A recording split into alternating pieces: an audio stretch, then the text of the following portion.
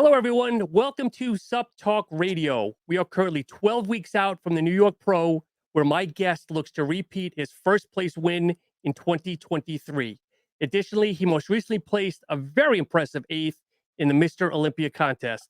He is your 2019 USA Light Heavyweight Champion, the Predator, Tonio Burton. Tonio, thank you so much for joining the show this evening. No, I appreciate you having me. So, first question right out of the bat, where did the Predator come from? It actually started when I did the Indy Pro in 212 for my pro debut. Okay. And Dave Palumbo called me the Predator of 212 after I won that show.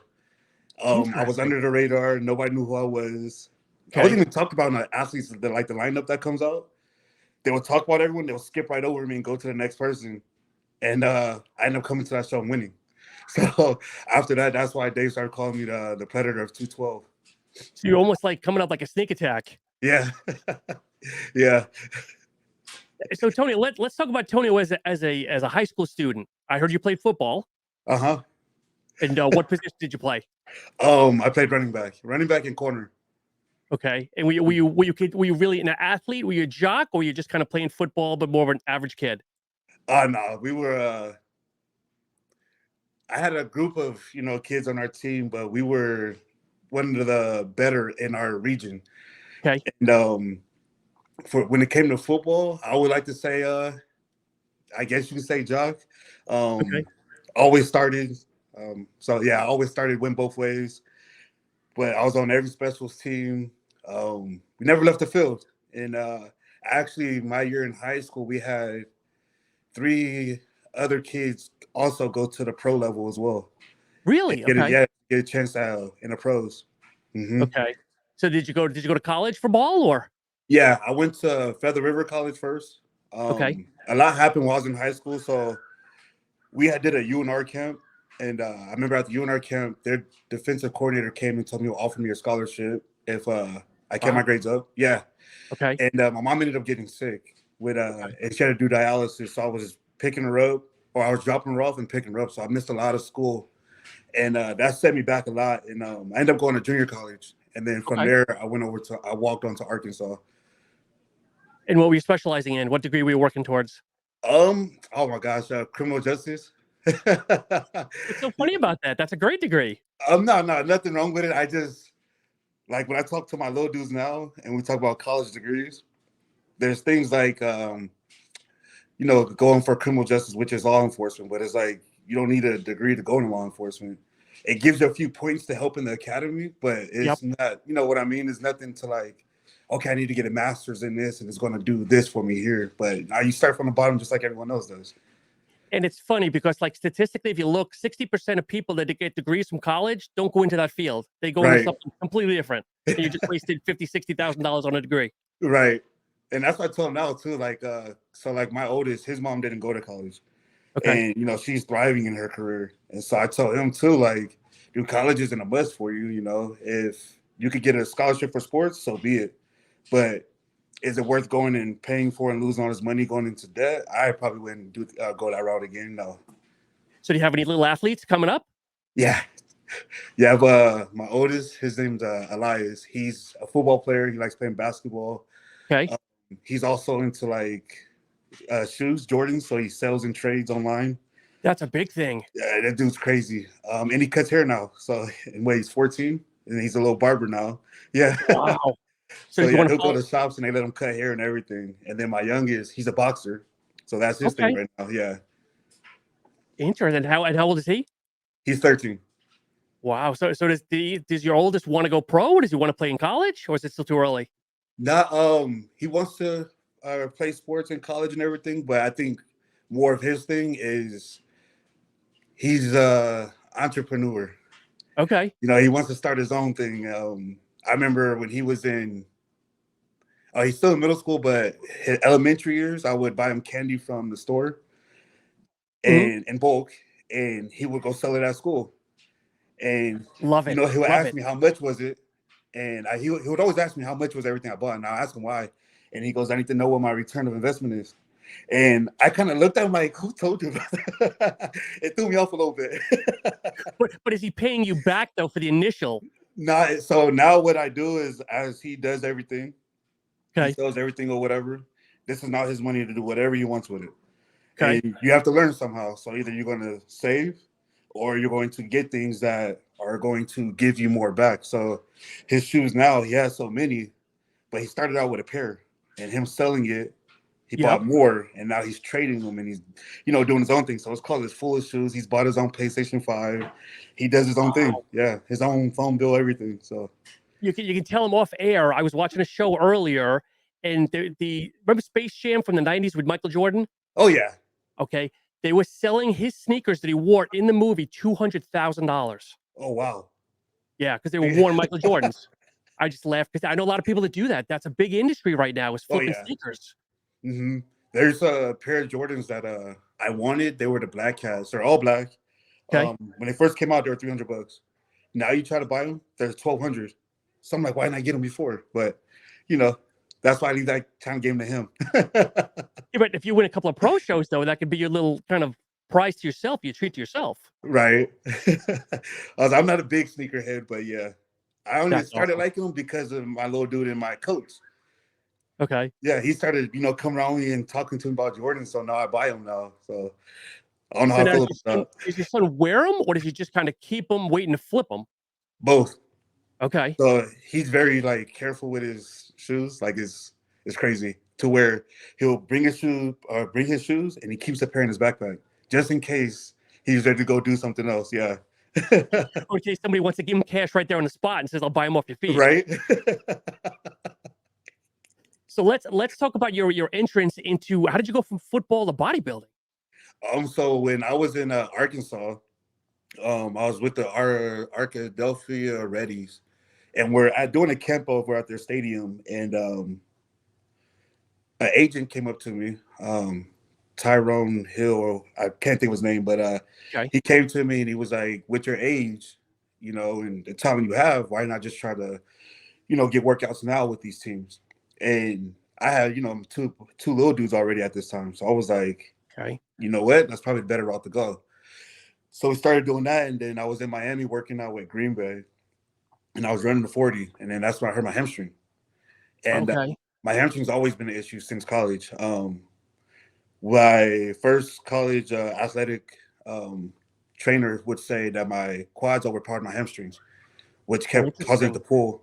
And then it even to where my Achilles started bothering me now. So then Okay. that's when I was like, okay, I'm done with football. Came back to Reno and I went to a nutrition shop. And he talked to me about bodybuilding. And so I was like, yeah, I'll try it. I'll give it a go. But then he showed me what I had to wear on stage. And I was like, yeah, this ain't for me. You don't like pulls So, on your underwear? yeah, I was like, nah, this isn't me. So I would just work out. And multiple people would come to me and was like, dude, ask him if I bodybuilded or competed. And I Yeah. told him no, and I don't know what that is. And then they will tell me, dude, you're wasting a lot of talent you have. And so my first coach, Mike Courtney, and his wife would come up to me every day, dude, let me coach you, let me show you. And then one Okay. day I just gave in after I did 3 shows, and then I let him coach me, and then he helped me turn pro, and yeah. So when you were in football, what were your stats? I mean, what were your height and weight then? The heaviest I got in football was 5'7", 5'8", 215, 217. Were you like a running back, or Yeah, what playing was your running back in special teams college. like? Yeah. Okay. So you do a couple of shows and now you get bit by the bug, or like what? Well, I did. So I did my first show, the NPC Motherload. It was the first year it came out. I think I only had probably 4 weeks to prep for the show. Okay. And my way of prepping is I went to the same nutrition store owner, and he was like, whatever you're doing, just keep doing it. So I was like, all right. So I was actually working for him at the same time too. So one day he Okay. comes in, I'm eating lunch, and he was like, you can't eat that. I'm like, what do you mean? He goes, is that what you've been eating? I was like, you told me to do the same thing. He goes, is that what you've been eating? I was like, yeah. He goes, you've been eating In-N-Out and doing a prep for a show. And In-N-Out burgers? yeah, McDonald's, whatever. Like I'm eating Yeah. it all. And he just looked at me. He was like, well, if it's working. And I went on to do the mother load. I won the overall. On your first show? Yeah, I Damn. couldn't pose to save my life. Okay. I didn't taking nothing, like Yeah. creatine, you know. Okay. And then from there, they sent me to go compete in Canada at the Pro Amateur Vancouver show. Okay. And I got third there. And they were like, I was bummed out about it, like, man, like, this ain't for me. I suck, you know? And everybody was like, dude, you got third at a pro qualifier. I'm like, what does that mean? And they were like, if you'd have won, you would have turned pro. And I was like, oh. So the promoter here, Chris, was like, you got to go out of town to compete. You know, he was like, you're too much here. So I went to Vegas and I won the Simpson Showdown, and he paid for my way to go to USA's. Okay. And in between that's when I ran into my first coach, and he was like, you look good, but let me get you ready for nationals. And he was like, you have it all. You don't need anything. Just let me prep you. And I did it with him, and he brought me the best I've ever looked, you know, on the amateur level. So what? No, so wait a minute. Was it hard when he first said, "Dude, you got to get away the In-N-Out burgers. Here's your chicken and rice," or was it like hard or what? No, I don't. It wasn't hard, just because it was something I've never done, you know. So it was easy, you know. I think the more you prep and the longer you prep, you start getting flavor fatigue. So you get. Yeah, we've all been there. I know exactly what you mean. So like eating chicken and rice now, I'm like, man, like there got to be something I can master this with. But now I think we just do it because we know we have to, and that's where the discipline comes in. So during this time, are you on the internet reading nutrition, or you just following your coach, like everything to the letter and just following what he says? Whatever he said, do, that's what I was doing. Wow. Okay. Yeah. If he said eat dirt, you know, at this certain time, I would have done it. Like I knew nothing about bodybuilding. Wow. Talk about throwing a gamble. Yeah. Oh my. Wow. That just blows my mind. But so what was it like going from organized sports? You know, you have a team, you've got coaches, and now let's face it, bodybuilding, you have a coach, you have a small, but it's really you. I mean, was it tough to make that transition? Like, it's all you now. It's not a full team effort.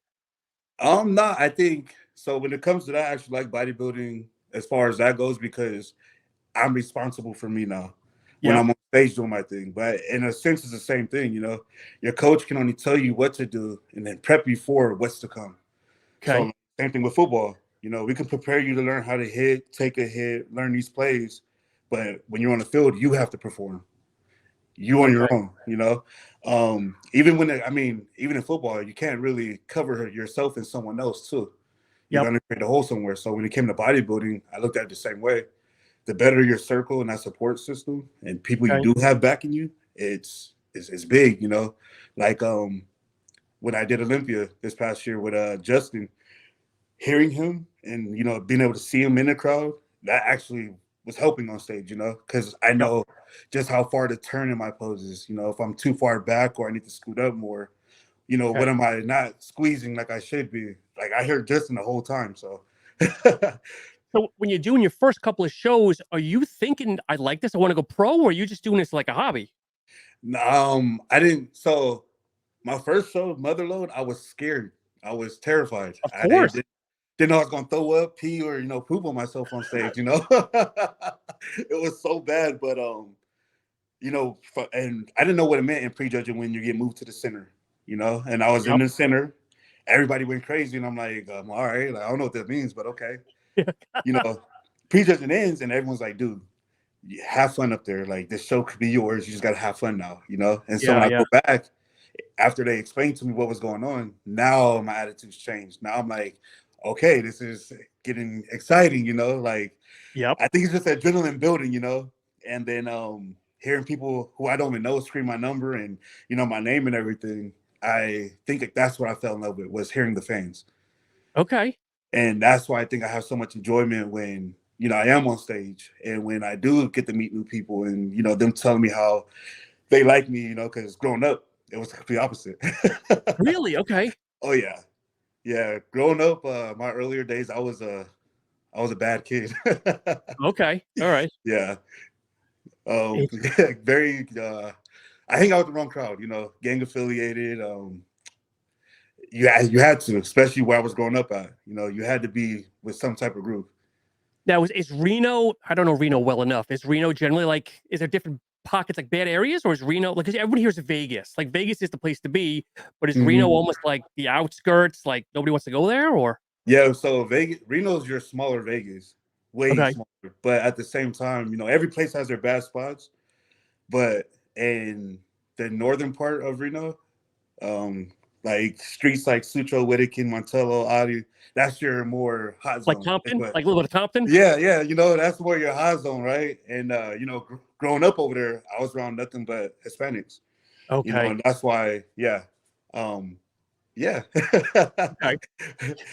So if I do the math, you do what, 4 or 5 shows before you win the USA's, or how many shows No, did you I do? did 3 shows. So I did 3 Motherlode, shows. Canada, Samson Showdown, then USA's, and I turned pro. Wow. So I mean, was it surreal, or like what was that like? Did it hit you when you won, or was it, I mean, what was the emotions? Yeah, I cried a little bit, just because my family's full of athletes, Okay. but they never made it to the level of being a professional athlete. We call it a general or a family curse thing, you know. And so being able to break those chains, that right there alone made me feel good, you know. And then right away before I can even post about it, my mom had already posted about it. So now I know she's happy, she's excited, you know. Okay. So that feeling like that type of seeing that, you know, because I didn't have, you know, my dad with me. It was always my mom. You know, she'll tell you fast, I'm dad and mom. And to Yep. see her proud was, you know, that was everything for me. But before you won, was she just as supportive, or was it just like whatever you want, honey? You know, it's a hobby, or what was her thought before you became pro? I think she just seen it as, oh, they're going to go on stage and see who's big, you know. And every time she sees me, she, you know, will give me that compliment, and tell me I'm doing good and stay on the right track. Don't go back to the old ways, you know. That's what So I moms think are that's supposed what to made do, her so though. happy. Yeah, she was like, as long as you're not doing the, you know, that anymore, and you're doing this, and I'm with you. But no, yeah, it was crazy because I wasn't, of course, not favored to win, you know, at USA's either. This is my first national Yep. show, you know, at USA's, and for a first timer to win it is big, and I didn't know that either. Yeah, because I know people that'll go do nationals 3, 4, 5, USA's 3, 4, 5 times before they win. Right? But I think Stu is the same way. I think Stu did the USA's once, and he won his as well. Yeah, yeah. I was like, That's I actually watched to complete. Oh, did you? Yeah, I wasn't there, but I was online. You know, just I like watching, either going to the shows or I'll Yep, watch them because you want to see who the next pros are coming up. You know, and definitely. you want to be supportive too. You know, they win. You know, you got to hand them their flowers. Yep. You know, welcome them.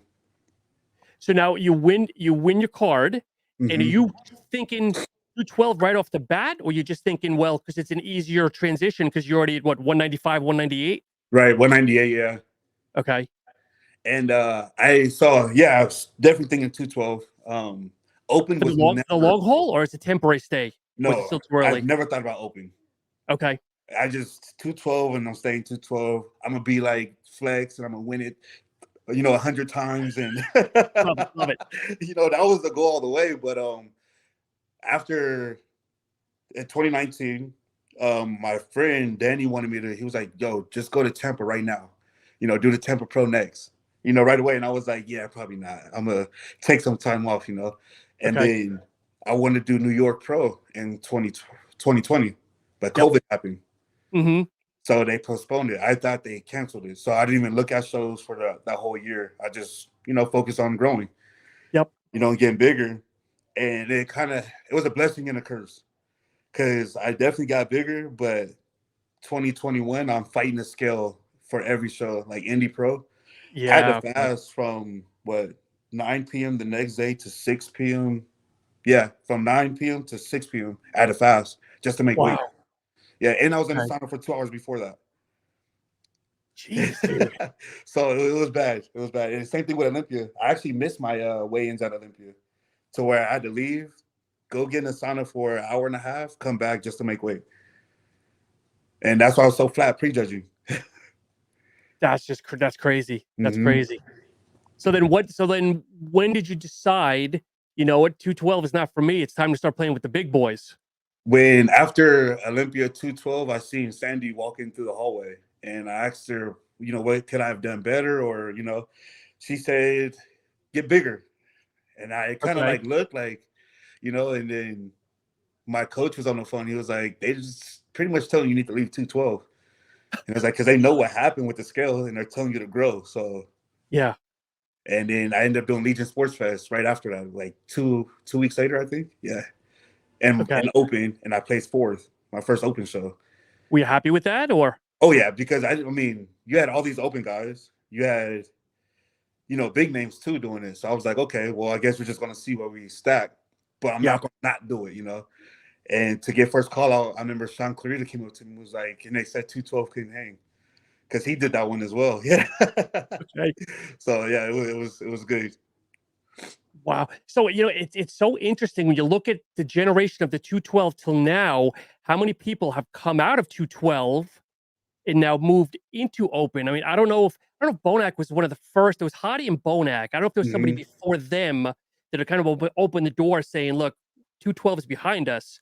But are you surprised at how many people are now jumping? No, I think I don't know. I think more want to do it, but I think it's that whisper in the back of their head that tells them they're not ready. Okay. You know, because that's how I felt. I told my coach, I was like, you know, hell no, I ain't going to open. You crazy. But we did it. And, you know, it just goes to show that the biggest person on stage doesn't always win. Yes. And once they get that out of their heads, then I think that would make them switch into open. Okay. So now are you surprised to see two former 212ers as the top two bodybuilders in the world right now? Surprised like that it's that, yes, but for who it is, no. I mean, both of them are great. Yeah, no, I agree. It's almost I always laugh and makes you wonder if Derek had competed open sooner, a couple of years, if he would have been multiple time Olympia. Because you feel like yourself had to suck all the way down from 230, 240, 250 to get to that 212. Right. And it makes you wonder if he would have started earlier, if he would have had more championships currently under his belt. Oh yeah, and I think he'll be 10 times bigger too. Not having to fight the scale and just being able to go up. Oh yeah. But now but we have this, I'm gonna say the smaller guys respectively, but then you've also got, like, all of a sudden we've got these big giants coming in, the Andrew Jacks, the Samsons, and then you've got that right in the middle of like a Nick Walker at 5'6", 5'7". So I think this is the most diverse group of people we've seen in the open over the last couple of years. Right. Yeah, it's cool that it's not just one way or the other, and like there's only a certain few, you know, because if you have a lineup full of nothing but tall people and you're this guy who's 5 foot, you're going to get overlooked already. Yep. You know, they're not even going to compare off of you. We got to compare off the taller guys. So I mean, it's good when you're in a lineup and you have someone tall and you have someone short and someone medium and, you know, so on, because now that's out of the question of, you know, what they're going off of now, because I think all that plays a part. If you don't mind, let's talk about Olympia 22. Okay, you placed high. Yeah. Or you placed low. Let me phrase it. You placed high, I Super guess. high. Yeah, super high. Okay. You come back the following year and you kick the door open, coming in 8th. What did you do different? What changed? I think in 22, I got sick peak week. Okay. To where we were going to pull out. So I was driving down to Vegas, and the day I drove down, I drove 30 minutes, and I was like, okay, I got to pull over. You know, I pulled over, stepped in the parking lot, and then started driving again. I finally make it, and I get to a friend's house, and my face is I look like a water balloon. So you're retaining, okay. Yeah, and I'm taking Dayquil, Benadryl, NyQuil, whatever I can. I'm still getting up doing faster cardio, still sending check-ins, and my diet is fish and veggies, because we're trying to pull as much as we can off. But I'm even getting in the sauna, and my body is weight's not changing, it's just going up. To where I did posing with Joey at Dragon's Lair, and I did 2 poses, and then I had to take a knee. I had to take a break. I couldn't breathe. Really? Okay. Yeah, and to where I know I look good when Joey's reactions. And after I left, and I was with my ex, and she was like, "How do you feel?" I said, "This isn't good." He says, "Why?" I was like, "Joey didn't react the way he normally would. Like something's not." And my coach calls. He makes it to Vegas, and we work out. I think that Thursday we're working out. I got a perfect pump. Like everything was great. My weight started falling, and Joey told him to pull me. He was like, "Don't let him compete this year. Like, he's not going to do good this year because of all this." And I think part of it was a pride thing on my end, Mm-hmm. where I knew I should have listened to him because Joey would never, set me up for failure. Yep. But I was like, my pride and ego was like, I'm not backing down. I was never taught to be a quitter. Yep. We're gonna go. If I got one leg, we're gonna go through it still. So we end up going through, and which is weird though because before prejudging, I was good. I think a little bit too many water pills came in, and then I started retaining water again, and then that's So it's when the it all went reverse back. effect. Okay. Yeah. So and then this year, went into it with a different. I was stress free. The circle I had with me, Joey, Quinn, Justin, it was different. Like I don't know how to explain it, but having them like around the way they were, my mental going in was for prep was completely different. And yeah, so when they say your mental means everything, like it does.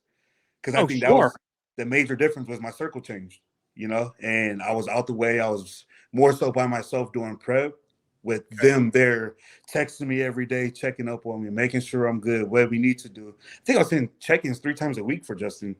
And every day he was changing something. Like it just kept changing.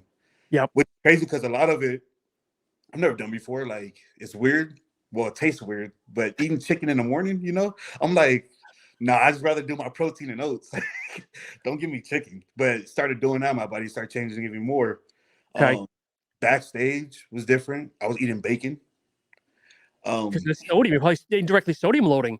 Yeah, he was giving me so much bacon, and then I was like putting salt on my hand and taking that in, but I would do a few reps and I would just swell up.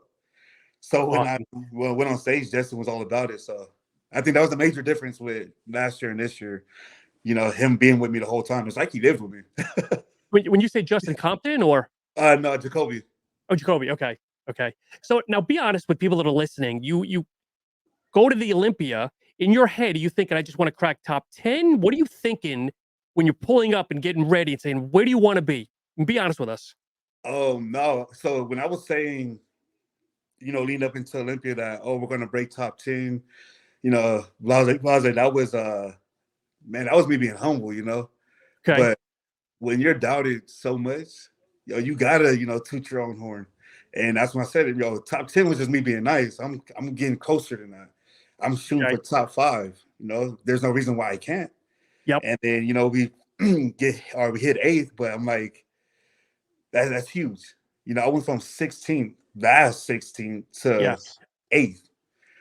So a lot of people try to take away from, it's because Nick wasn't there. It's because this person dropped out. And I'm like, I don't care about none of that. People just can't be happy for someone's success. It's always excuse. Oh yeah, definitely.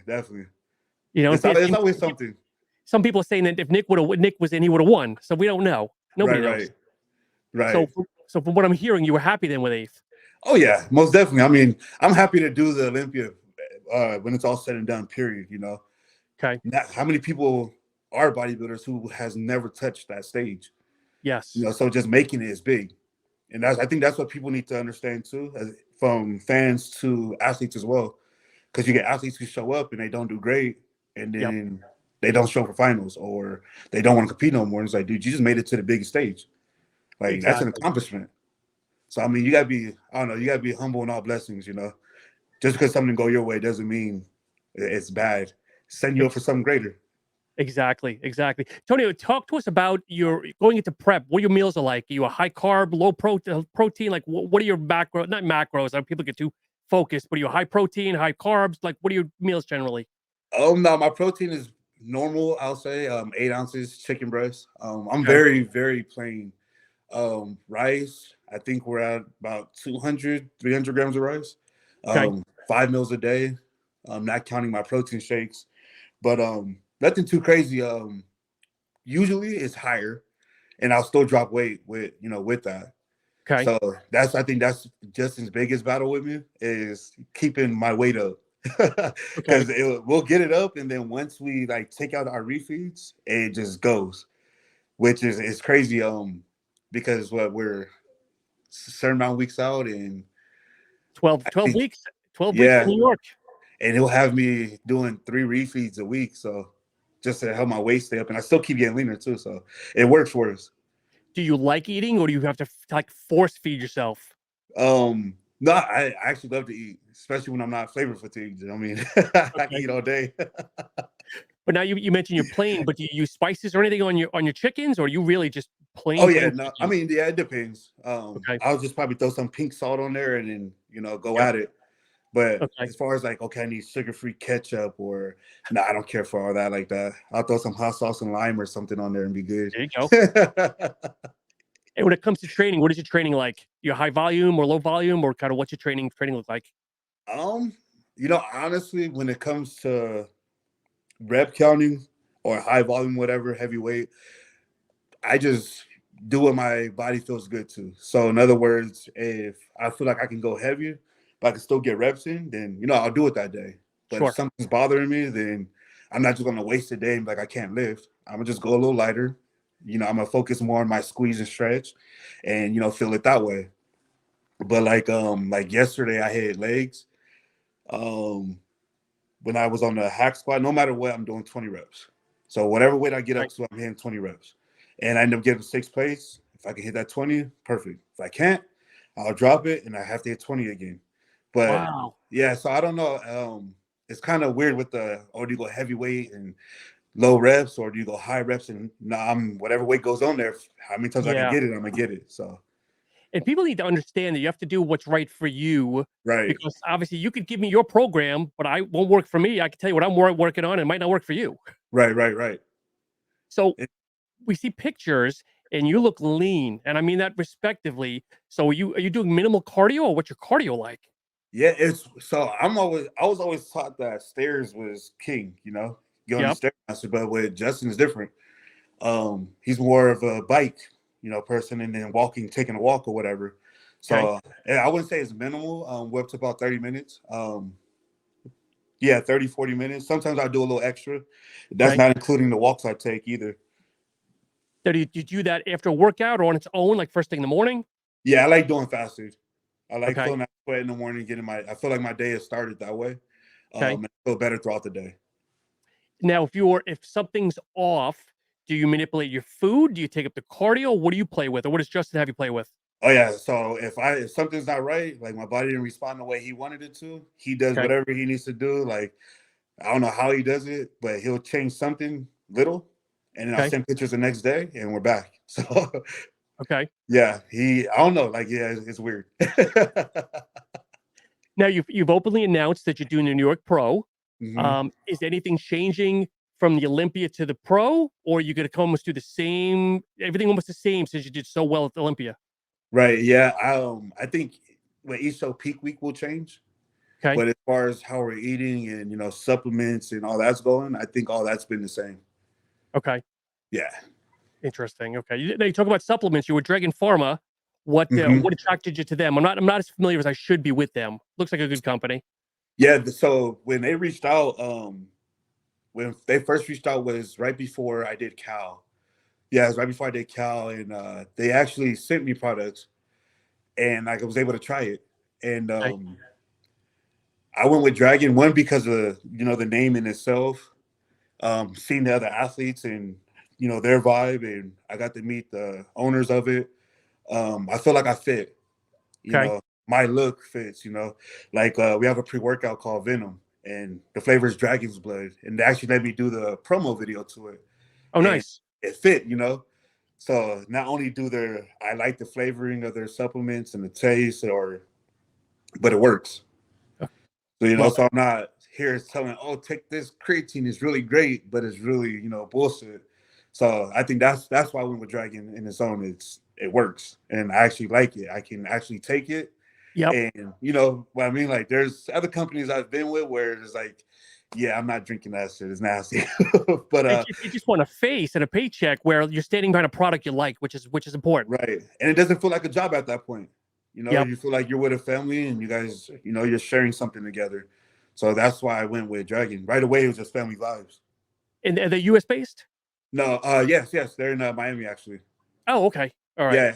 But they're getting ready to expand a little bit more. They're everywhere. Mexico, Brazil, Colombia, Love it. Iran. Yeah, they're moving. Now to go back to something I mentioned earlier, what is there any body parts, anything you're changing structurally that you're working towards for the New York Pro? Or you kind of got to bring the same package, or like what's lacking on you that you think you need to work on? All in all, I'll have to say size. I mean, not even for bodybuilding, don't want to get bigger. I just want to get bigger. Bigger, better. I like it. But as far as lagging body parts, I'm focused on more than the other now. Okay. You see it in comments now. People say it's perfect symmetry and balance. So there's no reason for me to push one body part and then fall out of that. Yep. So I'm gonna keep growing everything the way it is. Keep hitting it exactly how I've been. It's been working. It's still working. So it's not broke. Don't fix it, right? So we had a listener ask me during Instagram questions, what was the first bodybuilder you met or first person you came in contact with that you were kind of floored by either size or personality? First bodybuilder. I want to say it was Olympia 2020. Yeah, that was the first person in Florida. I actually ran into Flex. Flex Lewis or Flex Wheeler? Lewis. Okay. I actually ran into him outside of the night show, and talked to him. He's a very cool dude. Yes. I met him at Dragons. He came up and was talking to me and like told me how great I looked. And so watching him online and find out once I started competing, I started watching the pros and seeing Flex is top dog. He's the one killing it. So that's what I'm gonna watch. Not because I'm like, okay, I'm gonna come and I'm gonna get him, but it's like this is goals right here. So to see him and then him approach me at Dragons and then to meet him at Olympia, I think his welcoming vibe is what makes people want to actually pursue the sport and keep going. So I met him and then I met Patrick Moore, same place, in Rami as well. Rami must blow your mind. Yeah, those were the first bodybuilders I've ever met there, as far as pros and who's been doing it. Yeah. So Flex Lewis at his best, do you think he could hang in the open now? Again, looking at the smaller guys or the smaller. Oh yeah, easy. Yeah, hell yeah. I know that he keeps teasing that he's doing the Fit for 40 or whatever he's doing now. He keeps teasing, but I don't know if he's ever going to come back or if he's just playing with the fans. No, I don't think he will do it. I think you accomplish so much to where people can look at him and tell, okay, if he comes back from what he looked like before, he has nothing to prove. He's done it. Yes. So I don't think he's gonna, do certain things and that way to try to come back and prove anybody wrong or something. Yep. And I think him just being around the sport still, seeing it in his gym is enough for him. Because now he still has all the time in the world to his family too. Yeah, exactly. Tonio, when the schedule generally comes out in December, January, how do you decide what shows you're going to do? Or is there a method to your madness? Nah, honestly, so like year before last, when I won New York, I wasn't supposed to do New York. I was supposed to just do Cal. Okay. But people were like, yo, he's in shape already. Do New York. And in my head, I was thinking, you know what? New York is one of the biggest shows. I respect the sport more than that. So I'm going to take my time to do that, Sure. But people kept doing it. And then Dylan was like, let's do it. I was like, all right. So we didn't even plan for it. We just jumped in and we did it. I think that's what any show really. Yeah. We just get in shape and whatever show's coming up is like, okay, this is what we're doing. What about amount of shows? Do you have something that says I want to do X amount of shows per year? If it was up to me, I'll compete in every show I could. Okay. But Justin kind of puts me on a leash with that one. and I feel that we've turned a little bit too, where in the teens, 2015, 16, 17, many pros were competing once a year, or they wouldn't compete. They'd wait for the Olympia. And now we're getting that shift now, which I love to see people doing 2, 3, 4 shows a year before hitting the Olympia. Because I mean, people want to see you. People want to see the Samsons. People want to see the Nick Walkers of the world and not wait to only see you at the Olympia, if that makes sense. Oh, yeah. I don't think there's any way I could do one show a year. Yeah. So with that being said, because what is it, top 3 doesn't have to qualify again? Yeah. I could win the Olympia. And I'm like, okay, so what show are we doing next year before? You know what I mean? Like, it won't stop.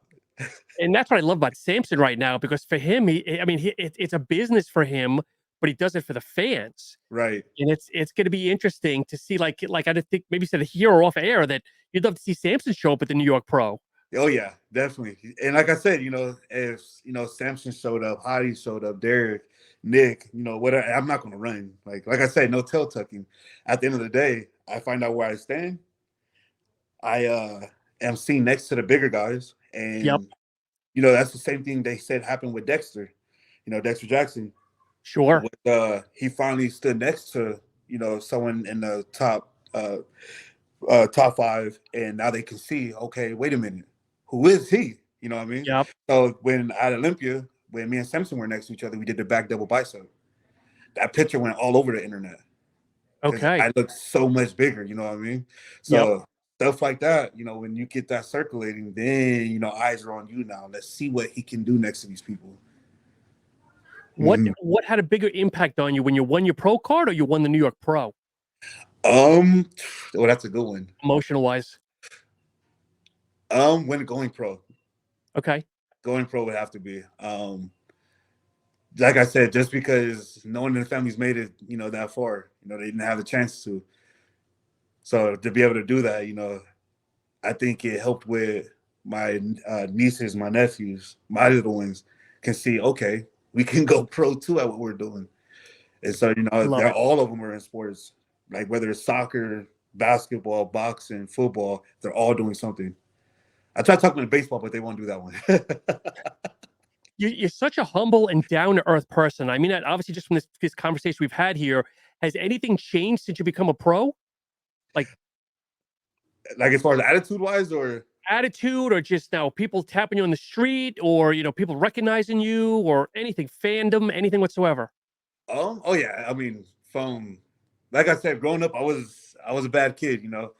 Gang affiliated. We did all the fighting. You did that.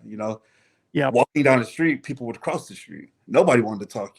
So coming into this life and turning pro to where random people come up and ask me for a picture.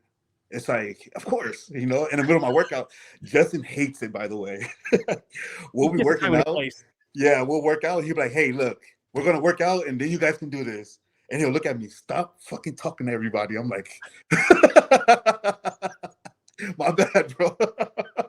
It's got to be tough, because it's funny, because The Rock, the movie star The Rock, he says, look, if you see me in a restaurant, leave me alone. I will sign anything you want. Leave me alone. Wait till I'm done eating, and then approach me. Don't interrupt me in the middle of dinner. And that's the same mentality with you. Don't interrupt me in the middle of a program or a workout. Catch me when I'm walking out the door. Right. But I don't know. I think people excitement gets to.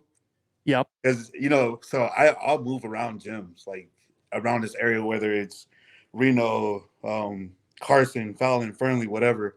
I'll hop gyms because people stop and they want to talk. And, so if you get too familiar at a gym, they're going to come talk to you. But the question I get is, hey, you're that guy I seen on YouTube, right? Or going all over Instagram, like, I don't know, am I? And then they say my name, like, okay, yeah, that's me. And then, okay, can we take a picture? Or then they ask me questions about lifting, or I don't know. I just feel like I grew up without, that type of help. Sure. And what I know now, if I knew then, yep, I'd be a completely different monster today, So when people ask their questions, whether it's on Instagram or, in person, I always take a second to tell them something, That's awesome. That's a great mentality. Never change, brother. Which I don't think you will. I don't think you will. Never. So I'm going to put you on the spot here. Give us your top 3 Arnold picks for next week or 2 weeks. Oh gosh. I'm gonna have to go with Samson, Hottie, then James. Interesting. It's the exact same thing I did. I think James is going to be the dark horse out of all of this. James has made some of the most improvements since his last competition. I'm looking forward to seeing what he brings. I think he's definitely going to surprise a lot of people. I mean, and he can also end up, hopping up a few spots as well, because he's not one of those ones with the big, thick waist either. He's very aesthetic pleasing as well. Yes. And Arnold, that's more what they go for, is that aesthetic look. Yep. So, do you think Samson is due to win the Olympia? Do you think Samson will win the Olympia in a couple of years? Oh yeah, of course. Okay. Yeah, I mean, in a couple of years, though, I have to say, I'm gonna have to talk shit to him like I'm doing Nick Walker now too. So not just gonna let him have it. Love to see that. You, Nick, and Samson battling it out. And let's say the Arnold 25. Yeah, I'm definitely gonna do an Arnold. I wanted to this year, but we're gonna wait to do the Arnold Ohio. Okay. But that's definitely going down next year though, for sure. Love it. Love it. Who should we, besides yourself, who should we keep an eye on this year? Who do you think is like either competition to you or who's impressing you on the circuit right now? Someone to keep an eye out for. Other than Nick, I think when Nick hurt his hamstring, a lot of people were like, "Oh, happy," or this is going to hurt him now. And in my head, the first thing I thought, you can even ask him. I told him, I said, "Nah, people just don't understand that Monster just was waking up. Like now, this made him push even harder. So I definitely think he's going to coming back with a vengeance, 100%. But outside of that, who is it? I just seen a picture of him. I think it was Mark Hector. Okay, don't know that. I'll have to look that up. Okay. Well, he hasn't competed for a while. I know he's a big boy, and I just seen a picture of him go around, and he's huge. Small waist and everything. Like the dudes look different. So I think that's someone just to be aware of. But open bodybuilding?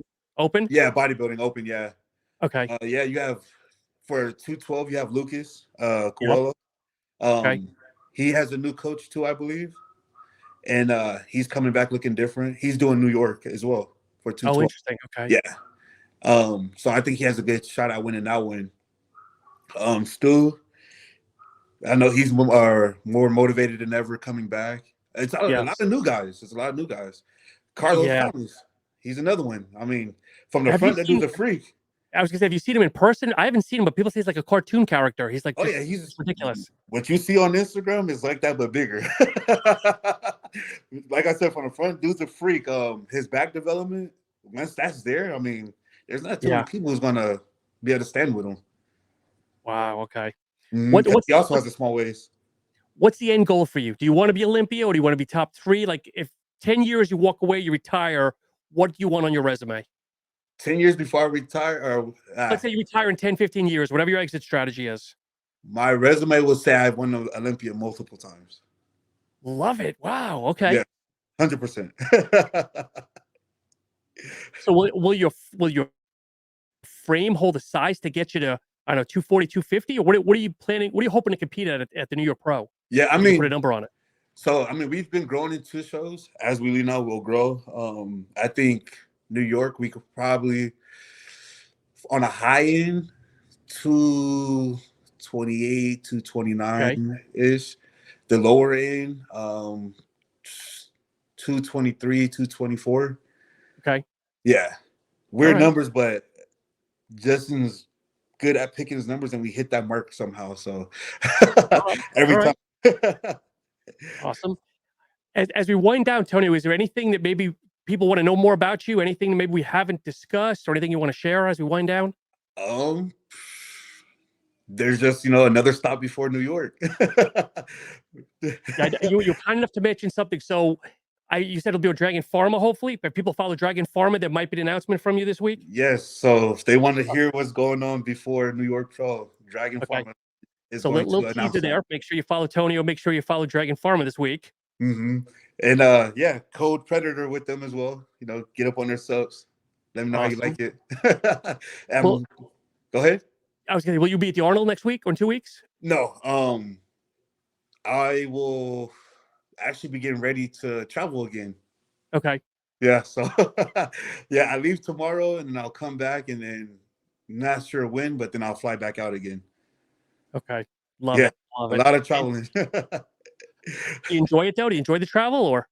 Oh yeah, because I mean, it's fun. I get to go and meet new people and be around new faces, and I love it. Like I said, I like meeting new people. I like talking to everyone, spreading what I know. Love it. Love it. Tony, it's been an absolute pleasure. I really, really appreciate this. Where can people follow you? Plug your social media, anything else people want to know? Yeah, I just changed my Instagram handle from I just changed it to Tonio Burton. It was a Predator, but it was so long. Tonio _ Predator _ yeah. So just Tonio _ Burton. Okay. Sponsors are Dragon Pharma, Chicken Pound, and Jed North. Codes are the same thing, Predator. So yeah. Awesome. And again, guys, keep your eyes on Tonio here. Will he repeat this year? I know a lot of people are talking about Nick, but don't count out the Predator right here. He's going to do some damage this year. But as always, folks, Tonio, thank you again so much. And to everybody listening, make sure you like, subscribe, and follow, and have yourself a great rest of the week. Thank you.